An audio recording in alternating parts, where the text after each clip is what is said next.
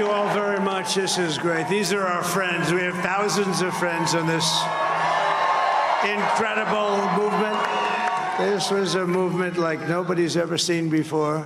मोदी जी और योगी जी जब election campaigning कर रहे थे तो उनकी ही तस्वीर में किसी ने डोनाल्ड ट्रंप और एलन मस्क की तस्वीर को एडिट कर दिया था और डोनाल्ड ट्रंप ने लिखा है मुस्कुराते हुए कि ये किसने एडिट किया, who edited. India non Muslim है, नॉन मुस्लिम कंट्री है, और अगर इस जो 100 पे जयशंकर साहब 125 का कह रहे हैं, 125 ममालिक जो हम उनको लीड कर सकते हैं, तो 125 में मुस्लिम मुल्क भी तो होंगे ना।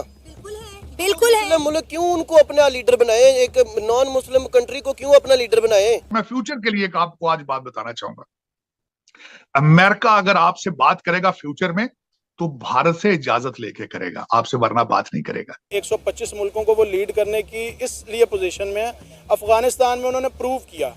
अमेरिका जहां पे जंग और पाकिस्तान जहां पे उनको फैसिलिटेट कर रहा था या उन्हें इन मामलात में मसरूफ़ अमल था, वहाँ हिंदुस्तान ने वहाँ पे एजुकेशन भी दी है।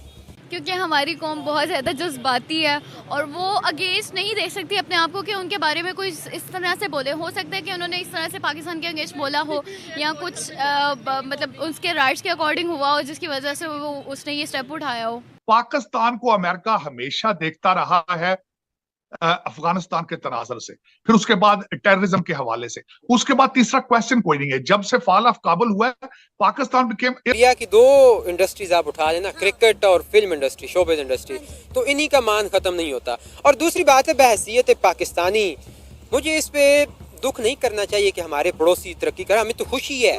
इसमें इंडिया के लोग और दूसरे जो पाकिस्तान के खिलाफ लॉबीज काम कर रही हैं उनकी पूरी कोशिश है कि पाकिस्तान को बदनाम किया जाए।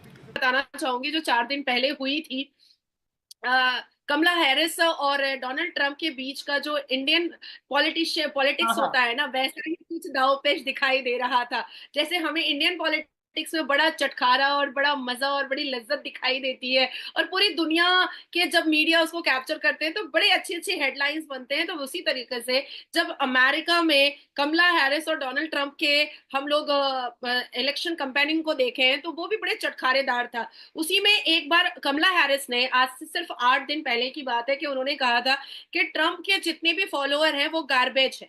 तो ट्रंप ने क्या किया कि वो गार्बेज की वैन में एक सैनिटेशन वाला कपड़ा पहन करके वो बैठ गए और कहे कि yes I am, yes I am. तो मुझे ये जो उनका आउट स्पोकन और बहुत ज्यादा ओपन माइंडेड जो उनका है ट्रंप का, वो मुझे बहुत पसंद आता है। और अभी जो सिनेरियो अमेरिका में इलेक्शन में है, जैसे भारत में मोदी और योगी की जोड़ी को बहुत सराहनीय किया जाता है, मोदी और योगी की जोड़ी को बहुत पसंदीदा और प्रिय कहा जाता है और एक कंपैटिबिलिटी दोनों की मिलती है, एक माइंड का जो अफेक्शन है जो दोनों का वो जैसे मिलता है मोदी और योगी का, वैसे ही हम देख रहे हैं कि ट्रंप का और एलन मस्क का हम लोग देख रहे हैं कि बहुत अच्छी कंपैटिबिलिटी दिख रहा है, ओपनली कंपेन करते नजर आ रहे हैं। मैं ये समझता हूँ कि बहुत बड़ी बात है। मैं देख रहा हूँ कि हर 2 घंटे बाद, हर 4 घंटे बाद ट्वीट आ रहा है एलन मस्क का, वो प्रॉपरली सपोर्ट कर रहे हैं कि अगर मतलब ट्रंप जीतेगा तो फिर ये इस मुजरिम को भी सजा मिलेगी, ये कानून में भी बेहतरी आएगी, इतना रिलीफ मिलेगा सिटीजन्स को, मतलब प्रॉपर कंपेन करते नजर आ रहे हैं। मैं समझता हूँ ये बहुत बड़ी बात है, मैंने छोटी बात नहीं है।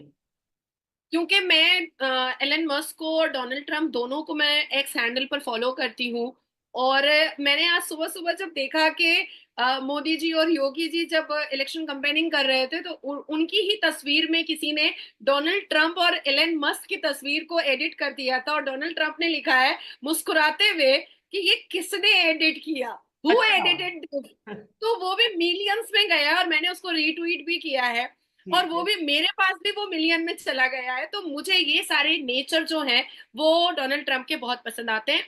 अब हम आते हैं सीरियस टॉपिक पर। ठीक है कि डेफिनेटली हमारे भारत के इलेक्शन, मतलब जाहिर बात है अभी आप ये बात स्टार्ट करने लगी हैं, मैं बिल्कुल खामोशी से सुनूंगा, लेकिन एक चीज जो मैंने नोट किया वो भी आप साथ ही कवर करिएगा कि इलेक्शंस अमेरिका में चल रहे हैं और मैंने ये देखा है कि वहां पे अगर ट्रम्प की बात करें तो वो भी 2-3 दिन पहले उन्होंने स्टेटमेंट दी कि भाई मैं हिंदुओं पे जो जुल्म हो रहा है उसके ऊपर उसके खिलाफ मैं अपना कंपेन करूंगा, उन्हें प्रोटेक्ट करूंगा। बकायदा कुछ विजुअल्स हैं जो कि स्क्रीन पे नजर आ रहे होंगे देखने वालों को, कुछ फोटोज हैं कि डोनाल्ड ट्रंप बकायदा तौर पे हिंदुओं के साथ बैठे हैं, कम्युनिटी के साथ बैठे हैं, खाना खा रहे हैं, जमीन पे बैठ के खाना खा रहे हैं। यानी कि कहीं ना कहीं ये दिखता है कि इलेक्शन चाहे अमेरिका में है लेकिन जरूरत है कहीं ना कहीं इंडियंस की या हिंदू कम्युनिटी की कहीं ना कहीं बहुत ज्यादा जरूरत है। तो इसके ऊपर भी साथ आप बात करिएगा। और दोनों जरूर बात पार्टीज को, ऐसा नहीं है कि सिर्फ ट्रंप, वहां पे भी कोशिश की जा रही है और यहाँ पे भी कोशिश की जा रही है। बिल्कुल, मैं इसको भी ज़रूर अपने अपने स्टेटमेंट में और आपको समझाने की और आपके व्यूअर्स को समझाने की कोशिश करूंगी। कहना स्टार्ट यहाँ से करते हैं कि दोनों कांटे का टक्कर है। डेवलपिंग वर्ल्ड में उनको सीरियस पार्टनर्स चाहिए, उनको ऐसे पार्टनर्स चाहिए जहां पे इंडस्ट्रियलाइजेशन हो रही है, ऐसे पार्टनर्स चाहिए जहां पे देखें, China and India both are neighbours, ठीक है जी। चाइना, ऑस्ट्रेलिया ऑलरेडी चाइना के साथ उसके अच्छे ताल्लुकात भी हैं, लेकिन बहुत सारे चैलेंजेस भी हैं। कई दफा तो ये भी हुआ कि Chinese are bullying Australians as well. लेकिन इंडिया के साथ वो इसलिए भी खुश रहते हैं कि ये डेमोक्रेसी है, they do understand the principle of free speech, freedom of expression. गो के वो क्वेश्चन मार्क लगाते रहते हैं, बट उससे वो जारी बात है फर्क नहीं पड़ता। Largely India has its own remedy and theory कि भाई we are a South Asian country, we have our own history, culture, civilisation, tradition, values, and our democracy is not a liberal democracy. It's a democracy which comes from this region and it has its own local values which are also inculcated in this entire process. So ये चीज जो है वो Indians उनको बता रहे हैं। So largely मेरा ख्याल है कि इंडिया अपनी डायरेक्शन चेंज कर रहा है। ऑस्ट्रेलिया को भी एक बड़ी मार्केट चाहिए।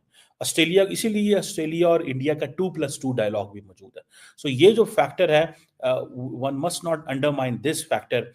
ये जो 2+2 डायलॉग मीन्स कि इंडिया के और ऑस्ट्रेलिया के फॉरेन एंड डिफेंस मिनिस्टर्स भी आपस में मिलते हैं, ताकि there should be synchronisation in thoughts, approach and the regional outlook both the countries want to have in the region and they want to think same, because Australia के और India के same मसले हो सकते हैं when it comes to China, when it comes to the Chinese money, Chinese investment, Chinese companies, Chinese approach in South China Sea, in Asia Pacific, Indo-Pacific के अंदर जो है वो जितनी अप्रोच है उसमें उनके सेम मसले मसाइल हो सकते हैं। So इसीलिए I think Indians want to talk more on China with Australia.